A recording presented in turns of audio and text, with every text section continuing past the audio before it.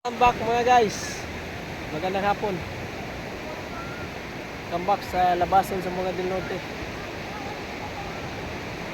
So hashtag Shoreline Beach Resort mga guys. Yan.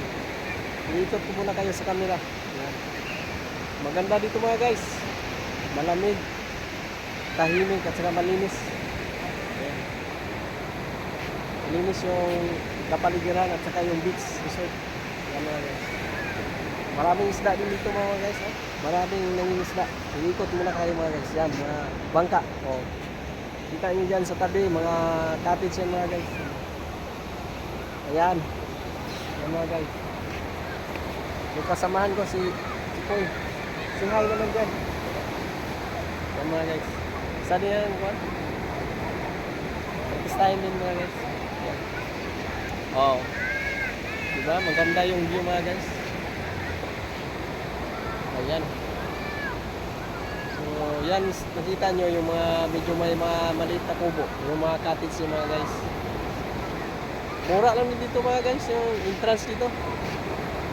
10 peso lang each. Ayan. Kita nyo yung mga guys. Oh, yan. Sa nagtitipid, labi na, lalo na sa mga gusto maligo ng dagat, dito na kayo mga guys kasi mura yung entrance. Yan. Medyo may kalayuan lang. Pero okay naman yung daan dito. Concrete naman mga guys. Yung kalsada. Yan. Papunta dito. Along the municipal road lang mga guys. Ayan. Yun yung mga kasamaan ko andun sa tubig lang, naliligo. Ayan, mga bangka mga guys. Kita nyo yan, mga bangka. Maraming isda dito. Nagpalaot na yung iba. Yan. So, yung ingay ng tubig, malakas yung kuwan mga guys. Alon. So, yan.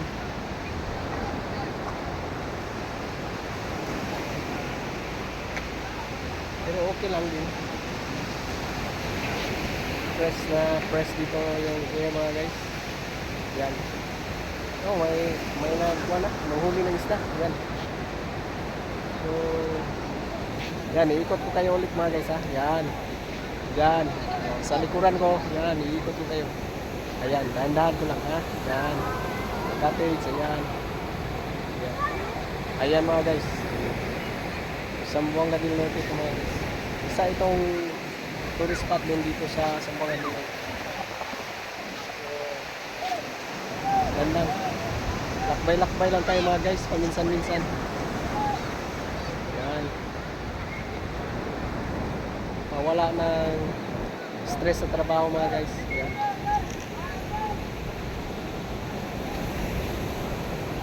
Yan. Yan mga guys. So, paki-like and subscribe na lang mga guys. At paki-share na rin para updated kayo sa bagong video ko po. Salamat mga guys sa panonood.